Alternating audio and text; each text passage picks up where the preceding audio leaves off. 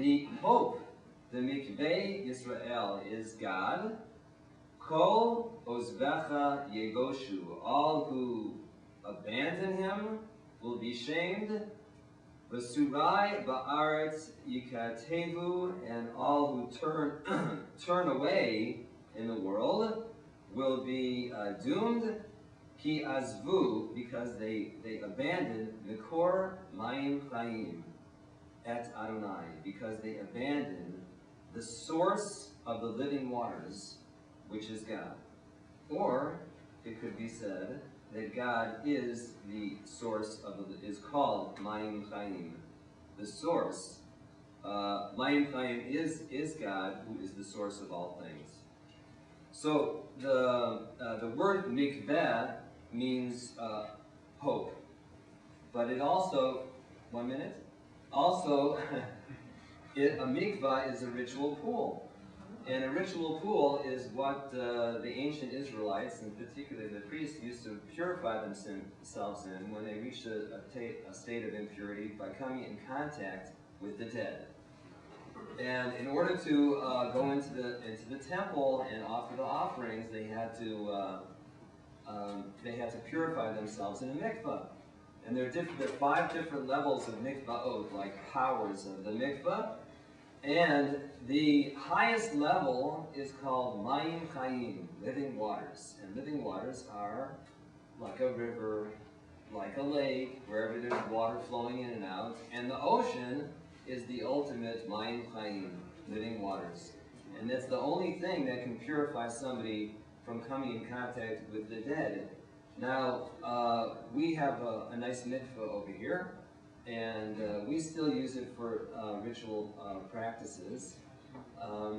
We don't concern ourselves with those issues of tahara, purity, because the temple does no longer stand, and so they're not applicable. But we still retain some traditions for the sake of our link to the past. And there's a ritual of going to the mikveh for a woman every month after her menstrual period.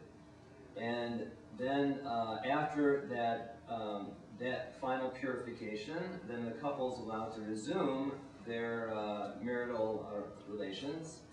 And modern Jews, such as ones in our movement who practice this, the men have also taken this up. It's a little innovation, but it's a way to show that it's more than what our ancients did, but it's really a spiritual renewal. So we're very concerned about keeping the mayim chayim, that the waters should stay living and not have a lot of dead things in them, because they won't have their power to renew us and restore us in our souls. Thank you.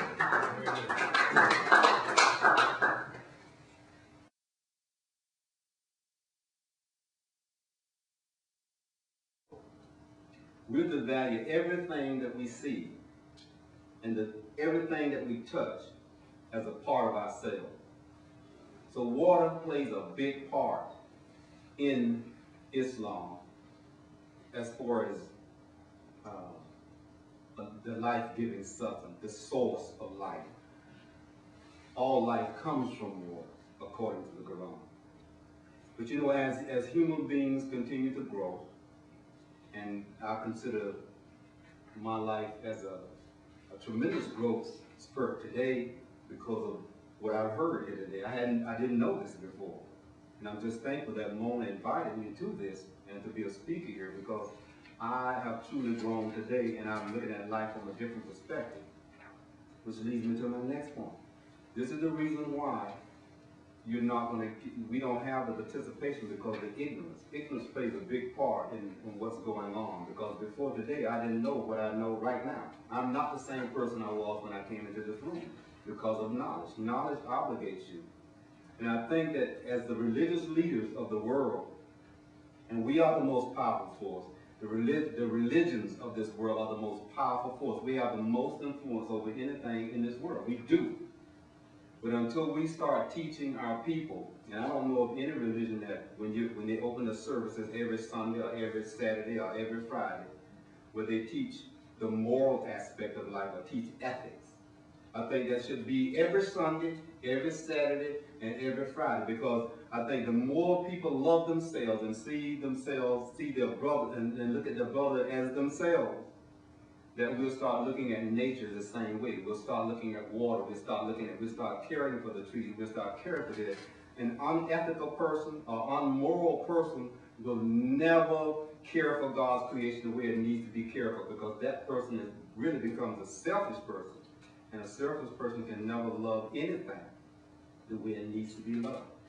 I think it's a very important role in religion to teach the people ethics and morals, so they can start respecting water and respecting the trees and respecting all the things that God has made. And we do.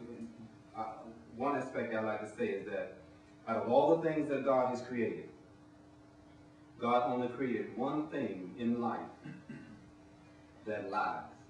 That's a human being. Nothing else that God has created ever lies. We're the only one that lies. And when we become unethical and we become unmoral, we'll lie to ourselves and we'll start believing those lies and we'll start living those lies. And this is the reason why I think that when you talk about the oceans being acidic, and when you talk about the land, that they're cutting down too many trees, and we talk about all of these things, that we don't get it. It's because we live these lives where we just whole life it's just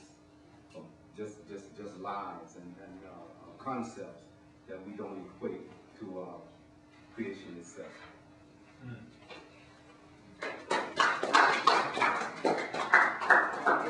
My turn, right?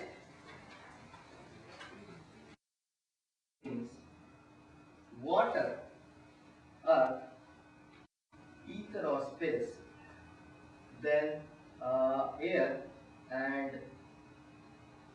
fire. Now these five things manifest in so many ways. There is a whole theory they have how everything can be explained. They have wonderfully explained the human anatomy in these five elements. Okay, I'm having committed to this, and finally we say, okay, let there be peace within me, let there be peace within the society, let there be peace in the universe. And all this idea goes so comprehensive that there we try to address everything in a very dynamic equilibrium way. Thank you so much. If you have any questions, I will try my best to answer. Thank you.